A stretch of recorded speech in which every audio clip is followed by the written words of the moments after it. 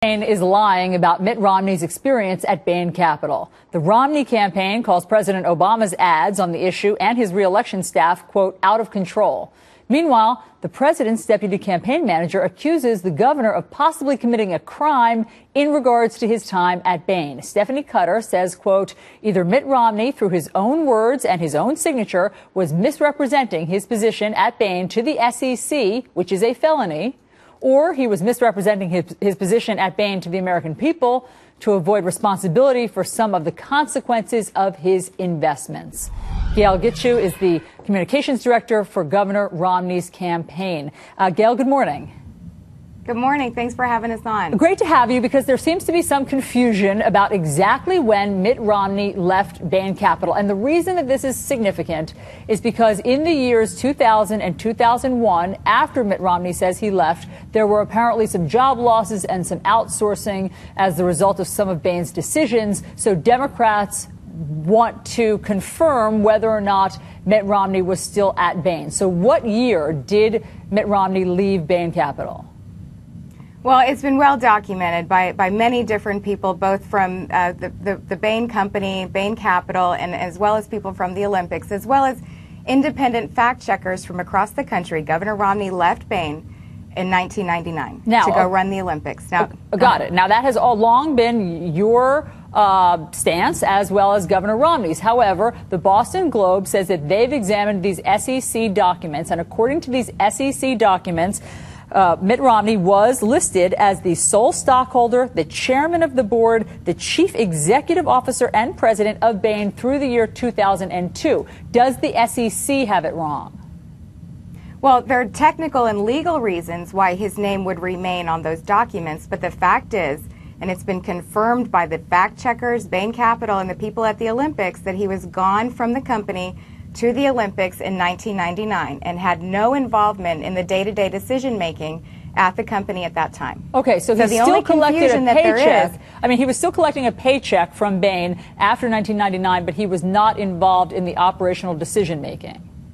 That is correct. And the only confusion that there is on this issue is from the Obama campaign. The Obama campaign has issued these reckless and wild accusations that Mitt Romney is a criminal and a felon. That just simply doesn't pass the laugh test. And frankly, it just shows us signs of a desperate and unraveling campaign for them to continue along these lines when there have been independent fact checkers from all over the country who are saying they are running a dishonest attack. This is a dishonest campaign that has a pattern of being dishonest. So this attack from yesterday has frankly just jumped the shark, and it shows that the Obama campaign, they are scared to death of having to run on their own record because they haven't been able to create jobs and they have no plans in the future to be able to fix the economy. And that's what the American people care about. I can tell you that the American people are not sitting around the dinner table wondering when Mitt Romney left Bain Capital to go to the Olympics. They know that they did because they saw him running the Olympics.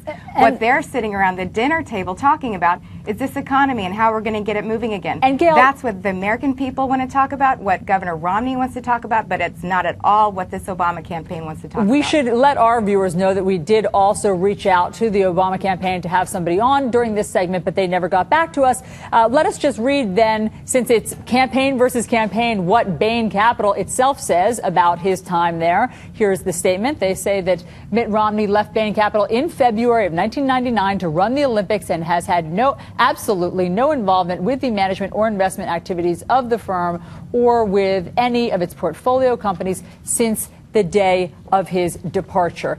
Do you think, I know that you said that nobody is sitting around their dinner table commenting on this, but do you think that on some level, particularly in battleground states, all of these negative ads that President Obama has been running against Mitt Romney are starting to make a dent?